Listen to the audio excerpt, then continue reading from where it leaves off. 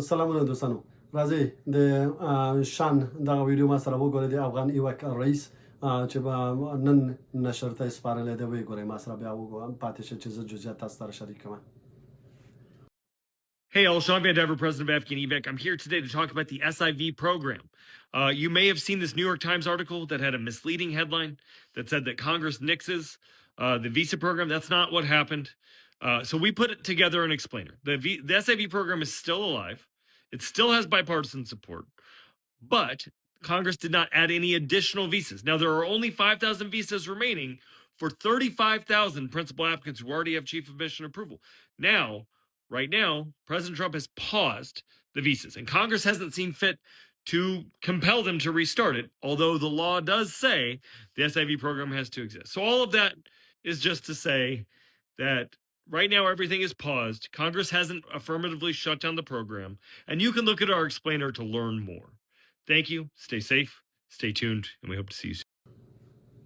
بیا هم ښه راغلاست دوستانو. ویډیو مو وکړه شان و د افغان ایوک رئیس په دې نن دغه ویډیو نشر کړی دی. ویلي دي چې اسایوي لا مړ نه دی، یعنی اسایوي تر اوسه مړ نه دی، یعنی دغه پروسه درول شوی دی فعلا دپاره د اسټاپ دی، یعنی درول شوی دی. هر څه پروسس مثال مخ ته نه ځي، هر څه اسټاپ دی، خو په دې معنی نه دی چې دا مړ دی. یعنی په مړ د دې دپاره ویلي دي چې یعنی یا بند شوی نه دی تر اوسه، یعنی بیخي بند نه دی چې مثال خلک هغه خپل توقعات یا خپل امید له لاسه ورکړي. نو هغې د خاطره دا فقط وایي درول شوی دی. هغه هم د هغې د خاطره دی مثال دوی خپل هغه پالیسیانې غواړي چې صحیح توګه مخته ویوسي، چې کوم غلطي ترې نه ونه شي. نو هغې د خاطره هغه خلکو دپاره دا ویډیو دغه کړی دی، نشر ته یې سپارلی دی چې هغوی اسایوي لري او فعلا دپاره کیسونه لري او فعلا دپاره کیسونه روان دي او پینډینګ حالات یې لري، اډمنسټریټیو پروسس کې دي.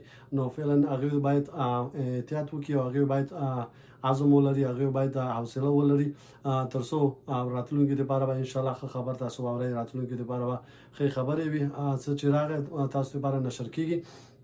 نو هغه دا د خاطر نشر کړی دی چې مثال تاسو تشویش مکوئ. افغان اسایوي یا سپیشل ایمیګریشن ویزا هغه خلکو چې امریکانو سره کار کړی دی، هغه خلکو چې امریکانو سره اوګه په اوګه په افغانستان کې کانټراکټونه کړي دي، هغه سره ولاړ دي، هغه سره کار کړی دی، هغه په آرمي په بخش کې، هغه کا ملکی بخش کې، هغه کا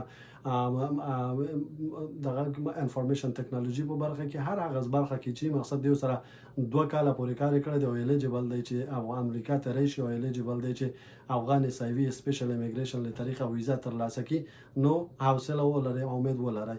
نو هغې د خاطر دغه ویډیو تر نشر ته یې سپارلی تر څو چې تاسو ته دا وښیي چې مثال تر اوسه اسایوي لا خراب شوی نه دی یا اسایوي چې بند شوی نه دی.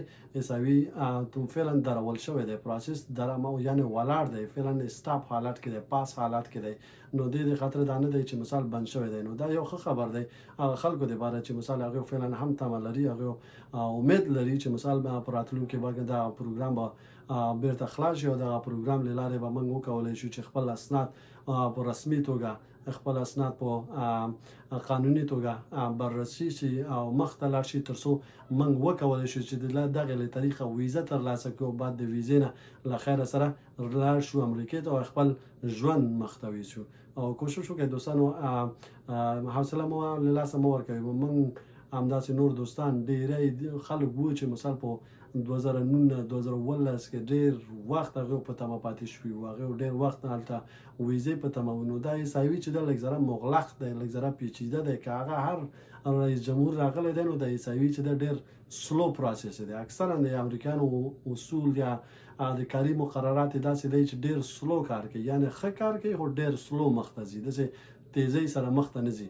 نو بیا هم دغه ویډیو کولی شي چې دوستانو همکارانو فامیلونو سره شریک کړي چې هغوی دغه موضوع په اړه خبر نه دي او دغه موضوع په اړه هغوی خبر شي تر څو یو امید کننده ویډیو ده او هغوی ته یو امید ورته پیدا شي. بس خدای نه ناهیله کېږئ مه، هر څه چې دی الله کوي، موږ وسیله یو. بس الله ته دعا الله ته لاس اوچت کړئ او الله ته دعا وکړئ تر څو ستاسو کار هم ښه شي او دغه پروسس چې دی جریان پیدا کړي. په خدای وسپارم، ژوندي اوسئ، ښه ژوند خدای دې وکړي چې ټول په خیر راشي څوک چې په تمه دي. السلام علیکم.